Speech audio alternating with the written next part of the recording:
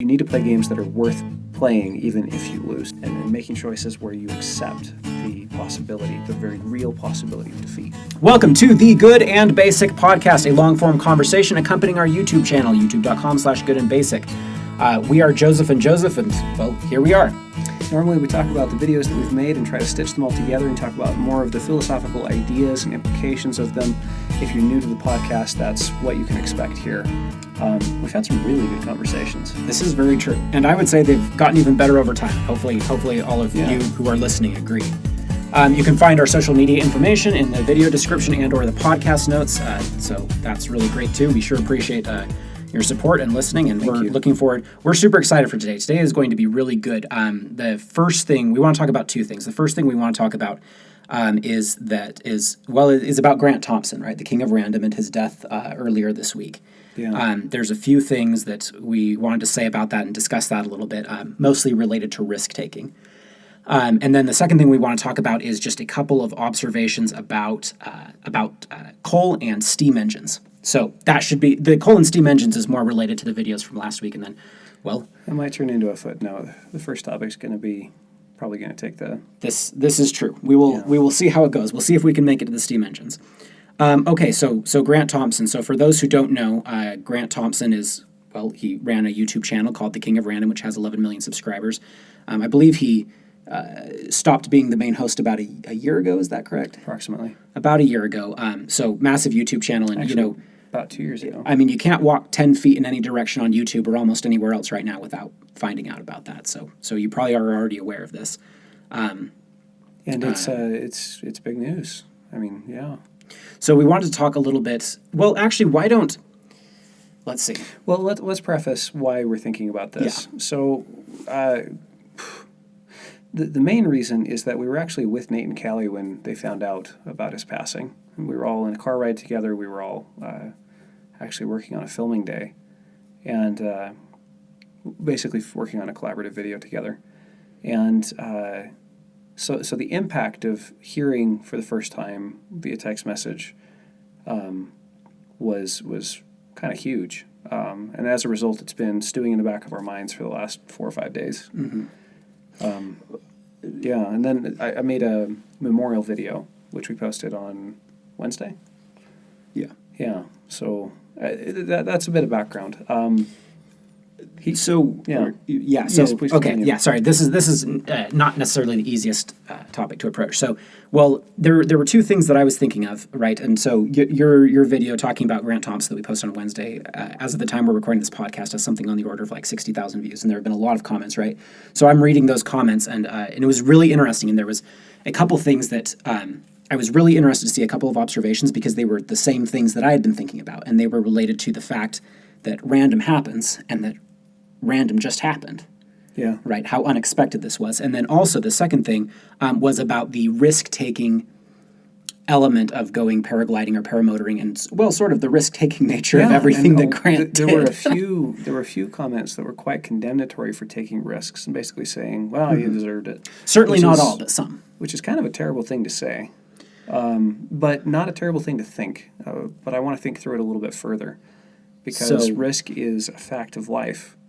And also, I mean, to say that taking risks is an immoral act would make lots of things immoral. So you need to find a way of distinguishing good risk from bad risk. Mm-hmm. Because if risk is everywhere, then when we're talking about taking unnecessary risks, what exactly do we mean? Do we mean ones that can be avoided? Is that really the goal? I mean, it becomes a fiddly question. You'd have to start distinguishing between good risk and bad risk, good random and bad random. Yeah, so, well, this was the thing I was thinking about Random Happens, right? Because Random Happens is one of the taglines for the King of Random channel. And as far as I'm aware, it's always been used in a positive sense, right? Like, random happens, and isn't that fun and wacky and amazing and cool, right? Yeah. And it is fun, wacky, and amazing and cool. But it's so interesting to me that the descriptor Random Happens also applies to something randomly happening that you did not expect and that you do not want. Disaster. Like, for instance, a death. Yeah. Right, and a terrible paragliding or paramotoring accident, right? So it was so interesting to me to see the flip side of that statement, right? Right, the idea that, well, just because random happens does not necessarily mean that it's a good thing, right? And then the question is, well, okay, so is it still a good thing to, for lack of a better phrase, pursue randomness even if there's some negative things coming on? And then I was thinking about the risk-taking element of this, right? And, so first of all, dying when you're 38 years old is not like the greatest life outcome, right? No. That's not a thing that you should aim for, and it's not a thing that very many people do aim for, right? Right, and leaving behind a wife and kids is also a very difficult situation, right? But at the same time, I couldn't help but think, Grant's been paramotoring and parasailing for, 6 months?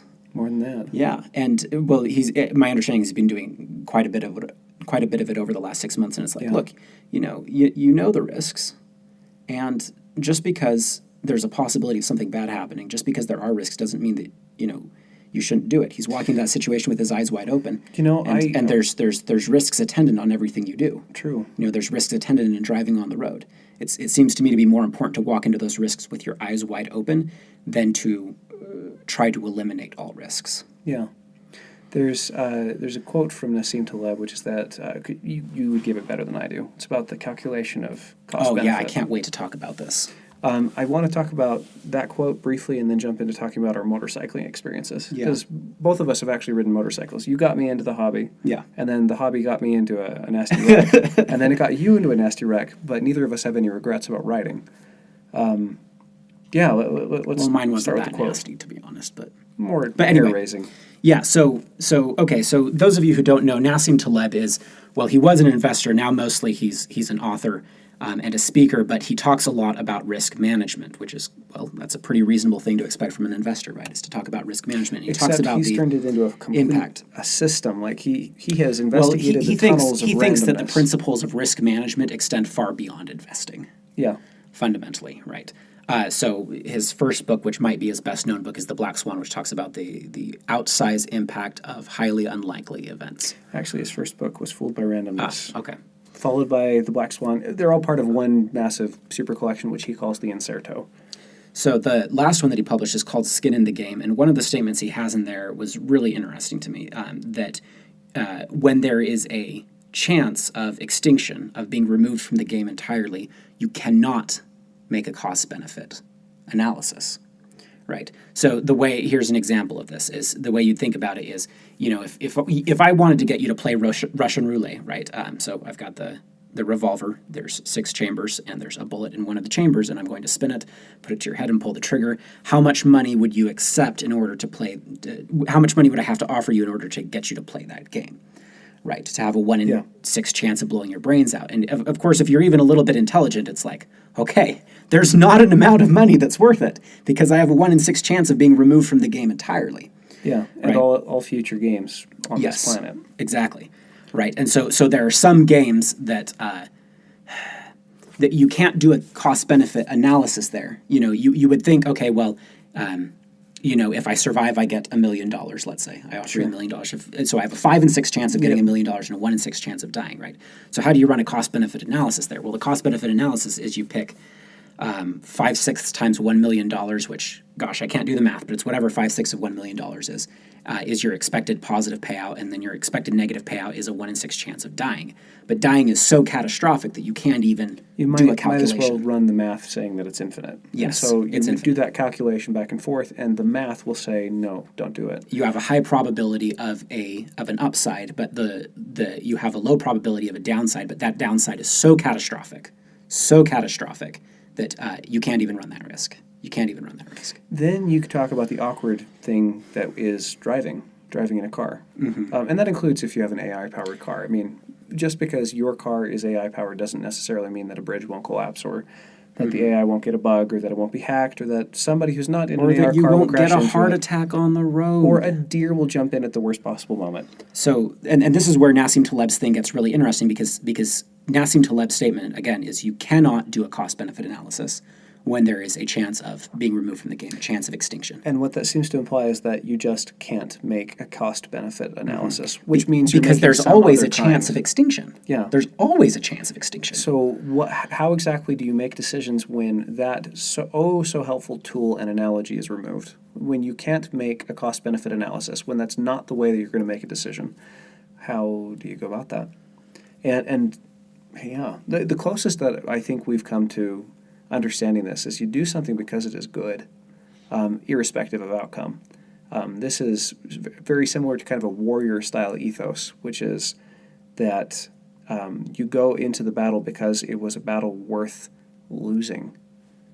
Where that cost, that infinite cost of losing your life or whatever, is less awful than the moral cost of not doing it. And that doesn't preclude, obviously, the fact that you're trying to win. But No. what it does mean is that even to win would be best, but even to lose while playing the game would be better than not playing that game. Yes. And one word that's used to try to describe this is honor. It would be dishonorable to do that, death before dishonor, more or less. Yeah. And another way of rewording that, because honor is something that is very alien to our modern sense, we tend to think of honor as reputation or the way others esteem you. That's irrelevant to this. The way I'm thinking of it is in more of the Stoic sense, which is you made the right choice. Nothing else matters. So this sounds like a good time to talk about motorcycles. Yeah. So a bit of background information. I have a titanium femur. Snapped it into 3 pieces in a nasty wreck which should have killed me. I had a wife and 2 kids at the time. I have a wife and 3 and a quarter kids right now. So I was riding motorcycles. And which it was is amazing. inherently... Very risky. Yeah, I mean, a do little the more math. so than just driving around in a car. Yeah, A I little mean, more so. It's a little bit like... Well, and not only do you have a higher chance of getting in an accident, but the accident itself is less going to be survivable. worse. Yeah. Right, so this is Nassim Taleb would have a fun time. I can't recall his time he's written about motorcycles, but he would have a fun time talking about it. He talks about risks that are similar. Because he talks about when he talks doesn't about even like risk, he sugar. talks about 2 elements that you need to balance, and one is the probability of the positive and negative outcomes, and the other is the severity of the positive and negative Yes. outcomes. Right, Yes, which is very the much. Russian roulette thing. Right, even though the probability of you have a relatively low chance of getting your brains blown out, it's such a severe outcome that it's not a good game to play. Yeah, and so cost-benefit analysis, I know we can't make that calculation, but let's talk about it for motorcycles for just a moment. On the one side, you have the downsides. Let's talk about those first. You are hurtling across the highways and down the streets on a vehicle with only 2 wheels, therefore less traction and easier to slide, with basically no walls around you and no protection. So No airbags, you are no seatbelt. hurtling along with a giant cheese grater underneath you, which we call pavement, and with a bunch of very heavy, blocky objects with independent wills of their own moving around you at high speeds. And so a lot could go wrong. So what's the upside? What is the upside, and what could possibly make that worth doing? And it's not going to be worth it for everyone. I'm not necessarily recommending this. But, okay, so upsides, you transport yourself from one place to another. Car does that too. So suddenly that's not a uniquely motorcycle thing. And you can't carry cargo and you can't bring other people. So let's put that on the negative side again. Okay, it's looking like motorcycles are a terrible idea. So why do it? We went on a couple of long-distance motorcycle rides. Which was awesome. Yeah. Riding a motorcycle is a decision you have to make yourself. I will neither encourage nor dehort, but it's really awesome. It's a lot of fun. Yeah. So the upside, I need to describe it in poetic terms because that's the best way I know of. It is an experience. It is a raw sense of being alive. And part of that, a very large part of that, is the risk. It's not divorced from the risk. It's the extremely, and I would almost say exquisite, realization of your mortality moment by moment. It's like visceral fear at all these things that are coming at you and the awareness that life could end at any moment. It puts you very much in connection with that. In addition, it puts you very much in connection with your body. I mean, as you're riding, it's a much more physical way to ride. Yeah. And then the smells. I need to talk about the smells. You were the first one who mentioned this to me. The smells. But when I started riding, it was instantly apparent. You're moving through the air so fast that the transition from one smell to another as you're riding is insanely fast. You drive past Subway and suddenly you smell the sandwiches. And then you go in a couple blocks further and suddenly you smell the canal. And it all happens so fast that it's like everything becomes more vivid. And then the air temperature is another one of those things that you're just very, very closely in connection with. There's an area near where I used to live where you'll drop down into these river bottoms, and there's an instant 10-degree temperature drop. And then you pop up on the hill and it pops up again. And yeah, it's crazy. When you drive past a semi and the wind from the semi, that wind cone as it's Yeah. passing through, makes you bend to the side, terrifying. But basically, I'm not doing a very good job of explaining this. Poetically speaking, it was No, I think so you're right. It's good. it's experiential. It's one of those things that You feel alive yeah. in a way that you don't otherwise. I mean, it's a very raw thing, and part of it is and that maybe awareness of that's- your mortality. So you're saying maybe that's worth the Maybe. risk. So here's the question. I, after writing for less than a year, was on my way home from my first day at a new job, funny enough. And I was on my way home, totally normal commute, not even on the freeway. I got off the freeway early because I wanted to be safe. And then as I'm riding along, I went to an intersection. I'm the only guy on this side of the street, right? And then on the opposite side of the street, coming from the other direction, a guy is in the left turn lane and not turning, like he's just there. And so I say, I'm probably safe, and I'm watching him very carefully, and I go up to kind of the point of no return where I have to go through the intersection. And right as I'm at the point of no return, he makes a left turn. And so he suddenly pulled in front of me, he's perpendicular to my direction, and I have three choices, none of which are good, in a split second. I can swerve right, in which case I will clip his bumper, slide under the car, and turn into hamburger under the car. Or I can swerve left, clip his bumper, and go into a meat grinder slide. Or I can hit the brakes as hard as I can and ram him. And what I did is I hit the brakes as hard as I could, and I rammed him. And I was going 50 miles an hour at the time. Do the math in kilometers, and that's a big number.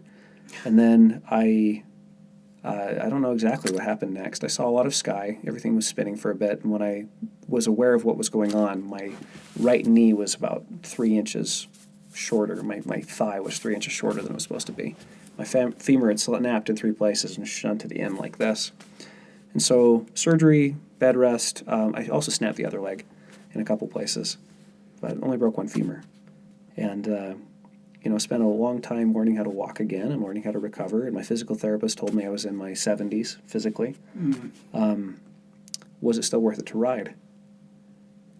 And I am coming to a position where I think that philosophically and for my emotional health and well-being, I need to say yes. And the reason I need to say yes is to validate the choice of having ridden as part of my story, as part of my experience, as part of what has brought me to being who and what I am now. Risks included. I made that choice. I validate that choice. That was me that made that choice. Mm-hmm. And in addition to that, I've learned a lot from that process, and it influenced the direction my life went in a number of ways, including, probably speaking, I don't think this YouTube channel would be a thing without that. It's a lot of steps down that chain, but it's down that chain, mm-hmm. So... Yeah, well, and that's sort of the thing that I think about Grant Thompson, right? So I didn't know him nearly as well as you did, obviously, right? And there's so many things about his life that I don't know. And so I can't make that calculation, was it worth it for him to paraglide? Right. Right. I cannot comment on that. I just don't have the necessary information, right? But what I can think is that there's all sorts of things I do where I am engaging in risk. Yeah. Right. And including cases where I am engaging in potentially lethal risk, right? And my own philosophy of it is, well, what you want to do is you want to do it with your eyes wide open. And it needs to be a very conscious choice. Decide that you can, that win or lose, you're willing to play the game. Yeah. And so, that's the same thing that I think about Grant is, I can't decide, I can't tell if it was a smart decision or not a smart decision to go paragliding. But I do think that the approach to life of exploration and being willing to play games even if you lose, yeah, I do think that's valuable. I think that's partially what honor and morality constitute. Yeah, and courage and courage, right? Including is the willingness courage. Is the willingness to engage in things that have uncertain outcomes that could detrimentally affect you. Yeah, there's a chapter. Taleb would say to have skin in the game. Yeah, to have skin in the game. That's fundamentally. There you go. So. Yeah. To prove that you have skin in the game every so often, you have to come out with a rash. Yeah, it's true. Well, you're not wrong, right? I think, honestly, that's where a lot of these sorts of experiences come. They're like, it's not a lesson. It's not a forward-looking thing. It's a backward-looking thing. It's a validation of the decision.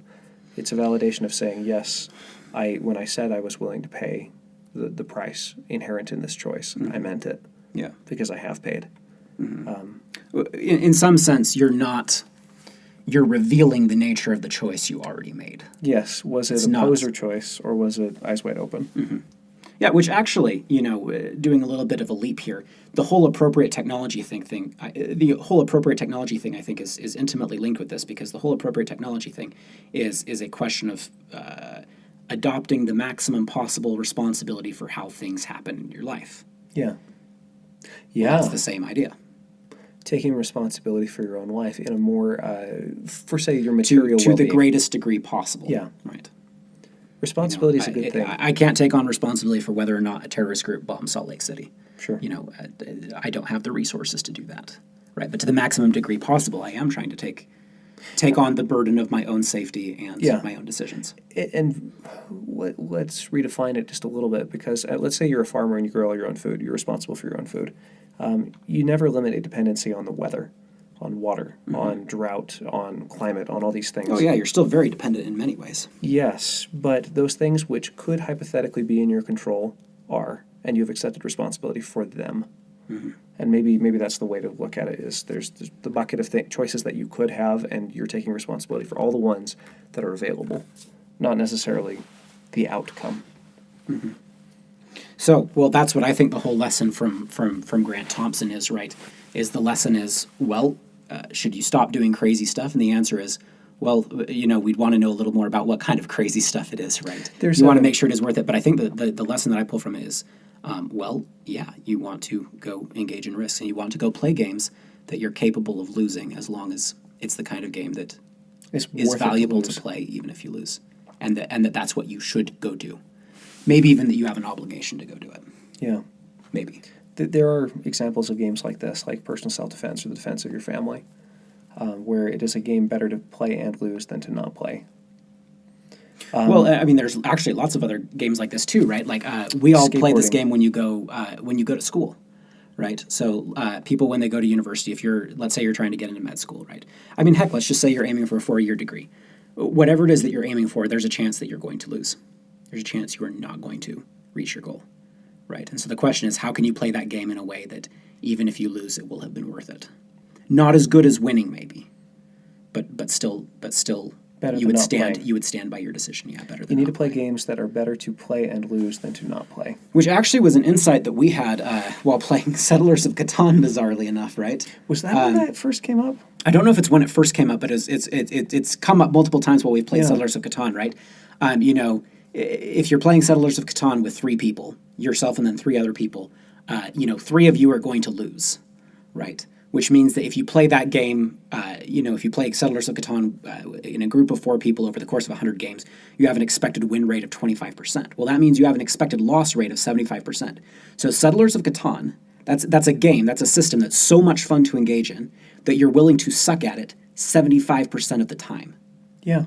And you're still going to come back and keep playing. Yeah. Right. In many ways, this is the definition of a good game. Yeah, that's one of the ways that you know it's a good game, because you actually do want to play it even if you don't win.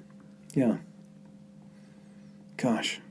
This idea started spilling over into other things, like even relationships. We were talking about Shakespeare's quote, "'Tis better to have loved and lost than never to have loved at all," which, could be contentious, but maybe the way to interpret it is in the case of this. It was a choice worth making even if I lost. And that model is so... it smacks of... It has the flavor and smell and texture of something that is fundamentally true. Parenthetically, so we're using this vocabulary, games, to describe things that we normally don't think of as games. Yeah. Right. So that deserves some explanation. The philosophic grounding for that mostly comes from 2 people, Ludwig Wittgenstein and then Jean Piaget. So Ludwig Wittgenstein is, I don't know, the most important philosopher of the 20th century, basically. Maybe? Pretty darn close. Anyway. Partially because he created a massive theory of everything, which influenced everybody. And then, over time, he came to hate his first theory of everything. And so there's early Wittgenstein and late Wittgenstein, and between the 2 of them, you can have enough quotes to support any position philosophically proposed. Unfortunately, it means that academics can write papers about this ad nauseum. So that's good, too. In circles. But anyway, one of Wittgenstein's big insights was related to language. The philosophy of language is a super, super, super snarly subject. And what Wittgenstein thought was that the way you should look at language is not that words refer to things, because there's lots of words that don't seem to refer to things at all, right? Including, for example, speech acts. If the judge says, "I condemn you," it's actually the word that is the action. It's not referring to an action. Is just one example. Anyway, so what he said was, well, no, the way you want to think about language is that it's a game. That I make a move in the game, and that's my sentences and words, and then you make a move in the game, and what we're trying to do is fundamentally play a game with language together. And then the second... Interact with a set of rules, basically. Yes. Well, but also, and here's the other important thing that's related to the rules thing, is it can be a set of implicit rules. So the second theoretical source for using games, for using the vocabulary of games to describe things that are, well, not game-like, at least not apparently, is Jean Piaget, who's a child developmental psychologist. And he basically construed human behavior as a game and came up with some very interesting things. For example, that you can play games without knowing what the rules are explicitly. So that's the theoretical grounding for this. Is there in the 20th century there were like large thrusts of thought that said, well, okay, what if we looked at things as games? And one of the helpful things that you can do then is then you can start to look at paragliding or motorcycle riding as a game and say, okay, well, is this a fun game to play, and do I want to keep playing it? I want to talk about YouTube as a game for a moment, because we've so far talked about paramotoring as a game, motorcycling as a game, relationships as a game, and combat as a game. Mm-hmm. As these things where there are sets of rules and you could win or lose, broadly speaking. And basically the idea is you need to play games that are worth playing even if you lose, and making choices where you accept the possibility, the very real possibility of defeat. Or disaster or chaos or whatever. I want to talk about YouTube. So Grant gets into the YouTube game, right? And we know from looking backwards that he played it and won.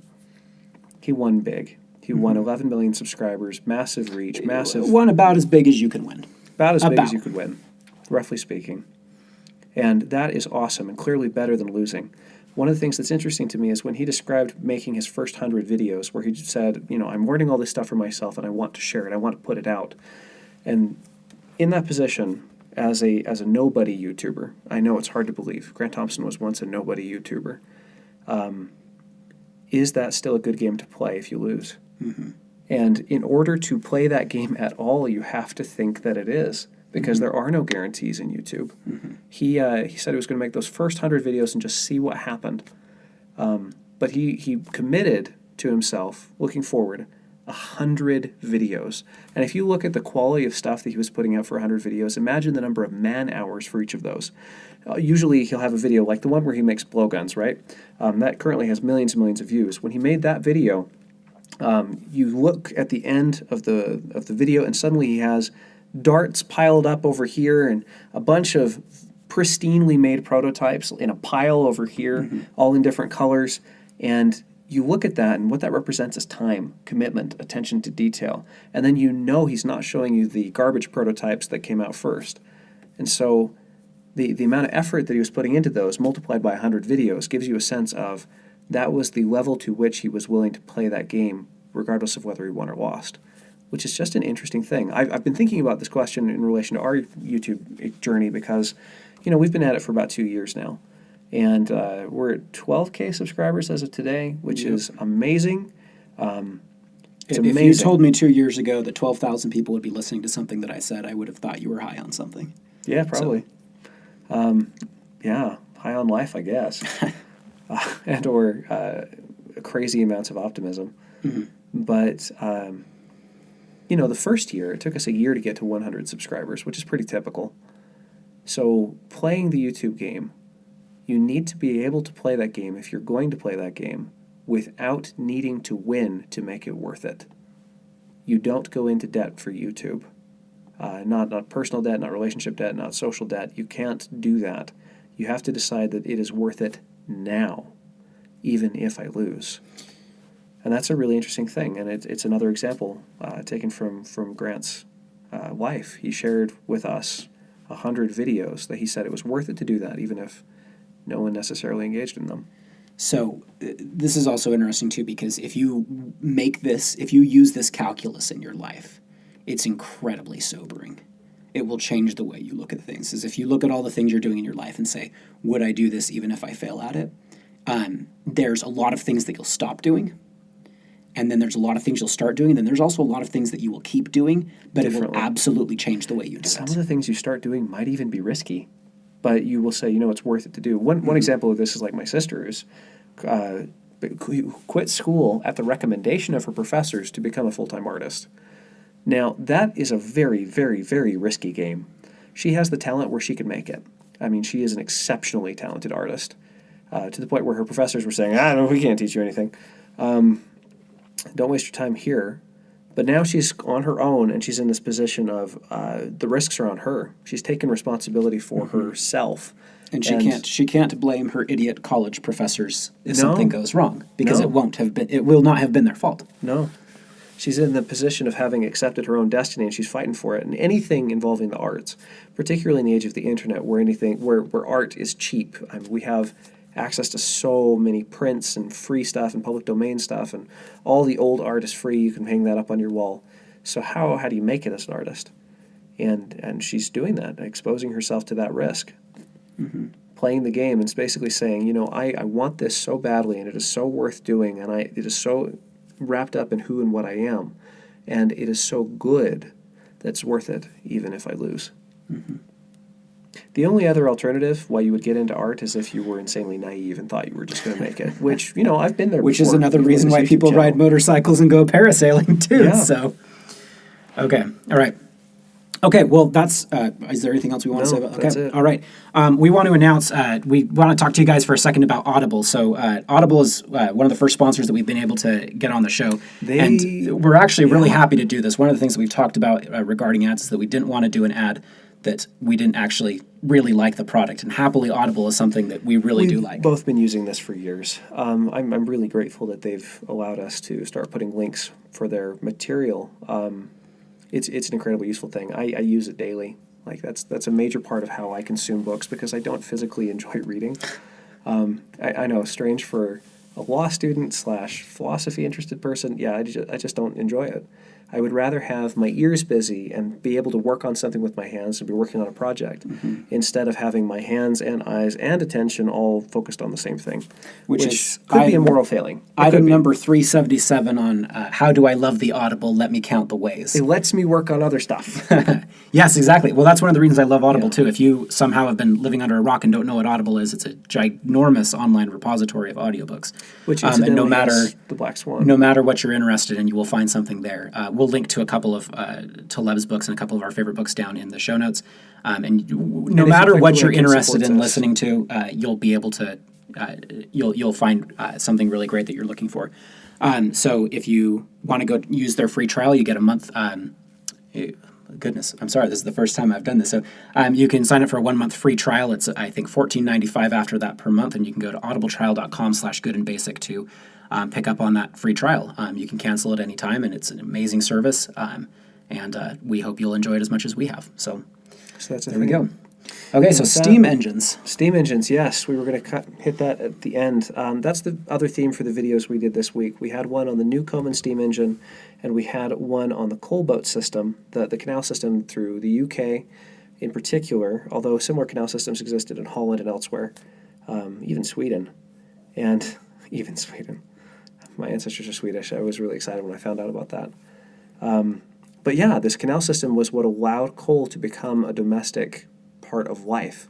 Before, where are you going to use coal? It's heavy.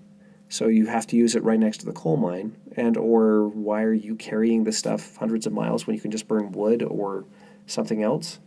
On the plains, the American settlers got away with burning dried cow patties. And lots of fuel just sitting everywhere. Yeah. So, why switch over to coal? And then the answer is, well, when it becomes more cheap, more economical, more convenient to use, and that doesn't happen until you have a way of transporting heavy stuff long distance. Well, this is something interesting, too, because I think we all underestimate the value of the infrastructure around us. Like, I can right now get in my car, and the road that runs outside this university runs all the way down to the tip of South America. Yeah. And it's all one road, and that's amazing, right? And it runs through a lot of countries that are not as developed as the United States is, to say the least, right? And it's the same road that runs through Washington, D.C. It runs through Anchorage, Alaska. right? And that we're all infrastructure developed to the level where we have a single road system that interfaces and with each that other infrastructure all across, makes all kinds of things possible. two Right? You continents. cannot underestimate the value of that infrastructure. Yeah.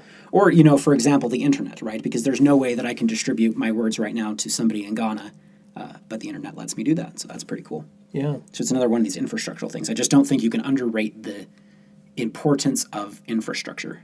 Yeah, it's the matrix in which we operate. And I mean that in the old sense of the word. So nowadays when we say matrix, we mean the movie and we mean like entering a computer. But the old way of thinking of it is the glue that's holding everything together. So like the mortar in a house is the matrix. It's the mother stone from which links all the other things together. I did a really bad job at explaining that. Well, it's become so ubiquitous through the movie that unfortunately it's almost easier to think of it in terms of the movie than it is to think of it in terms of anything else. If you're a math person, then of course you know about matrices, and that's a helpful way to think about it too. But even I don't know, those movies really did expand our consciousness of what a matrix is. It did such a good job for creating a giant philosophical thought experiment. Like they're fun, they're cool. Mm-hmm. So that was one video, mostly about the network of infrastructure that had to be in place in order for us to rely on coal, which is when the Industrial Revolution is able to take off with steam power. But one of the other ones we did was on the Newcomen steam engine, which is more or less the first useful steam engine that was actually able to do work. But it wasn't the first steam engine. The first steam engine was, thousands of years earlier, well, more than 1,000 years earlier. Huron of Alexandria was playing with them in 100 AD, and in the first century AD, and the ability to make steam engines. Armorers were capable of making a lot of the tools used, and then you have clockmakers from we've seen a clock from the 1300s when we were at Salisbury Cathedral. Yeah, and this sort of thing. I mean, the pieces were in place for a long time. The Antikythera mechanism uses gears, and that's also from the first century AD. Incredibly precise, tiny gears. And so if they have that level of precision, they have metalworking, they have all this stuff, what's going on? Why don't you have, prime movers that aren't muscle and wind? Why do you not have steam engines?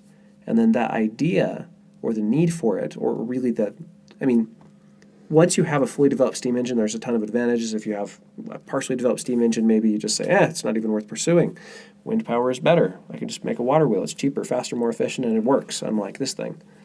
But, we were sitting with all of the necessary ingredients in place for over 1,000 years for steam engines to come along. And that makes me wonder what else we're missing. Mm-hmm. Yeah. Yeah. That's the nutshell. Ladies and gentlemen, thank you so much for listening to this episode of the Good and Basic Podcast. We are grateful for your support on a continuing basis, and we'll see you next time.